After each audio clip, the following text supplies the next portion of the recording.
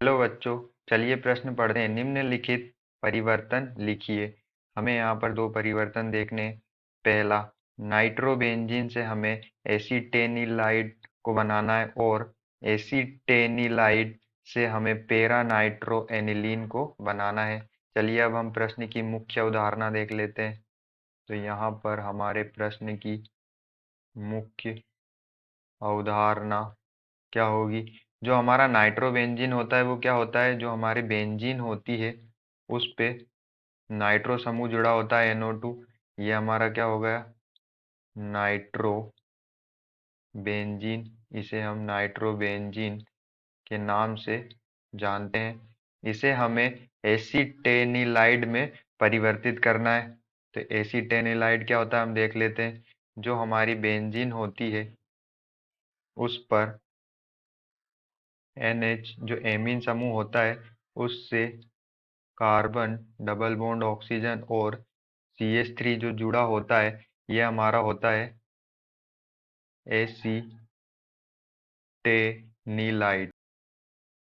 तो हमने यहाँ पर हमें क्या नाइट्रोबेंजीन से एसीटेनिलाइड में परिवर्तित करना है और फिर एसीटेनिलाइड इसी को हमें आगे पेरा नाइट्रो एनिलीन में परिवर्तित करना है। तो एनिलीन हमारा क्या होता है? बेंजीन से जुड़ा हुआ NH2 समूह क्या होता है? एनिलीन होता है। और इसकी जो पेरा स्थिति होती है उस पर हम अगर नाइट्रो समूह जोड़ देते हैं तो ये होता है हमारा नाइट्रो पेरा नाइट्रो एनिलीन। इसे हम कहते हैं पेरा नाइट्रो एनिलीन। तो चलिए हम यहाँ पर अपनी अभिक्रिया देखते हैं। तो जब हम पहली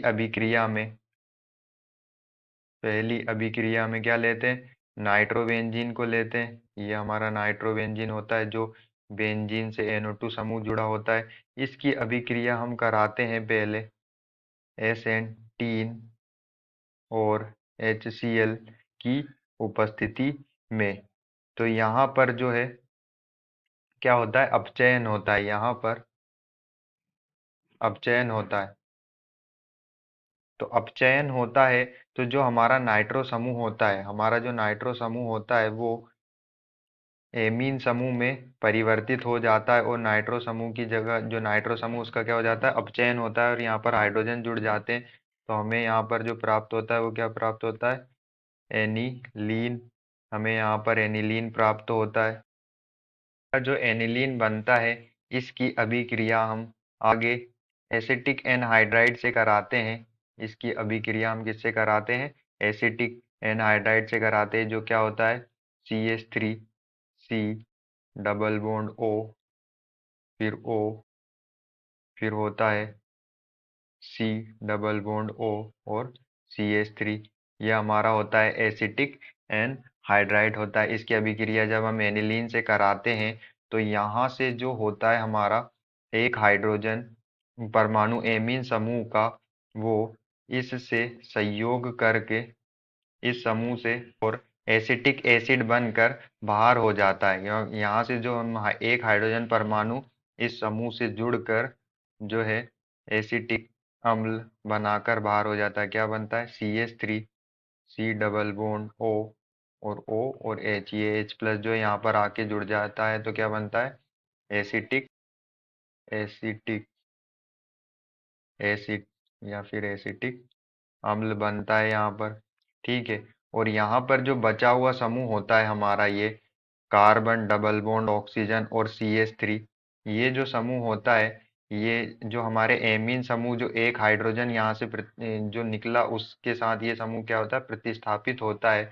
तो ये समूह जो है जहाँ से हाइड्रोजन निकलता है वहां पर जाकर जुड़ जाता है और कुछ इस तरह से प्राप्त होता है NH और C डबल बॉन्ड O और C डबल बॉन्ड O और CH3। तो हम देख सकते हैं कि यहाँ पर जो हमें एसीटेनिलाइड प्राप्त हो गया है। तो यह अभिक्रिया जो है दो चरणों में पूर्ण होती है। पहले हमने नाइट्रोबेंजीन, ये हमारा क्या था? नाइट्रोबेंजीन। नाइट्रोबेंजीन की अभिक्रिया हम टीन और HCl हाइड्रोजन क्लोराइड के साथ अपचयन कराते हैं। तो हमें क्या प्राप्त होता है, एनिलीन प्राप्त होता है। और फिर एनिलीन की अभिक्रिया हम एसिटिक एनहाइड्राइड से कराते हैं तो हमें यहाँ पर जो है एसिटेनिलाइड मिलता है और उसके साथ एसिटिक अम्ल बाहर हो जाता है। तो ये हमें जो है पहली अभिक्रिया, उसका उत्पाद हमें यहाँ पर प्राप्त हुआ। अब हम दूसरी अभिक्रिया में एसिटेनिलाइड से पेरा नाइट्रो एनिलीन को प्राप्त करेंगे। तो चलिए हम अपनी दूसरी अभिक्रिया देखते हैं।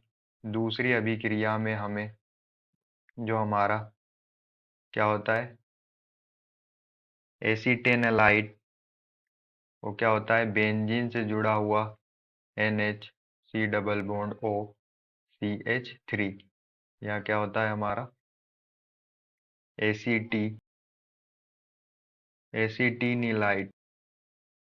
ठीक है, तो इसकी अभिक्रिया जब हम सांद्र सांद्र HNO3 प्लस सांद्र H2SO4, यहाँ पर हम जो है सांद्र HNO3 प्लस सांद्र H2SO4 का क्या लेते हैं, मिश्रण लेते हैं। और इनके मिश्रण से हमें एक नाइट्रो समूह NO2 प्लस प्राप्त होता है। और ये जो है पेरा पेरा समूह पर जाकर जुड़ता है, क्योंकि यहाँ पर जो हमारा एसिटिनिलाइड में जो हमारा ये एमीन समूह होता है नाइट्रोजन वाला, इस पे लोन पेयर होते हैं और ये इलेक्ट्रॉन दाता समूह होता है। और इससे यह जो समूह होता है वो कैसा समूह होता है, यहाँ ऑर्थो और पेरा डायरेक्टिंग समूह होता है। तो जो हमारा नाइट्रो है वो ऑर्थो पे तो नहीं जुड़ सकता, क्योंकि ऑर्थो पे जुड़ने से यहाँ पर ये जो समूह है ये बड़ा समूह है, तो यहाँ पर क्या होगी, त्रिविम बांधा होगी, इसलिए ऑर्थो पर हमारा नाइट्रो समूह नहीं जुड़ता। कौन से समूह कहाँ पर जुड़ता है, पेरा पर जाकर जुड़ता है।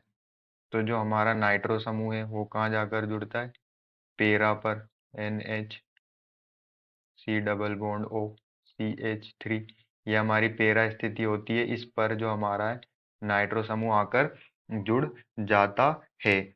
और यहाँ हमारा क्या होता है, मुख्य उत्पाद होता है इस अभिक्रिया का। लेकिन जब हम इसका आगे क्या कराते हैं, जल अपघटन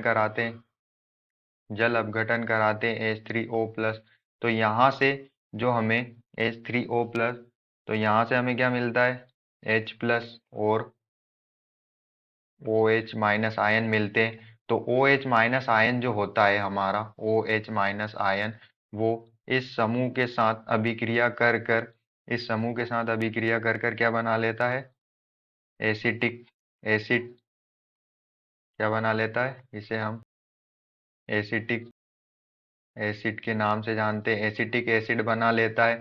और ये जो H प्लस है, ये यहाँ से जो ये वाला जो समूह निकला, तो यहाँ पर जो नाइट्रोजन की एक संयोजकता कम हो जाती, वहां पर क्या आके जुड़ जाता है, वहां पर जो है हाइड्रोजन आकर जुड़ जाता है।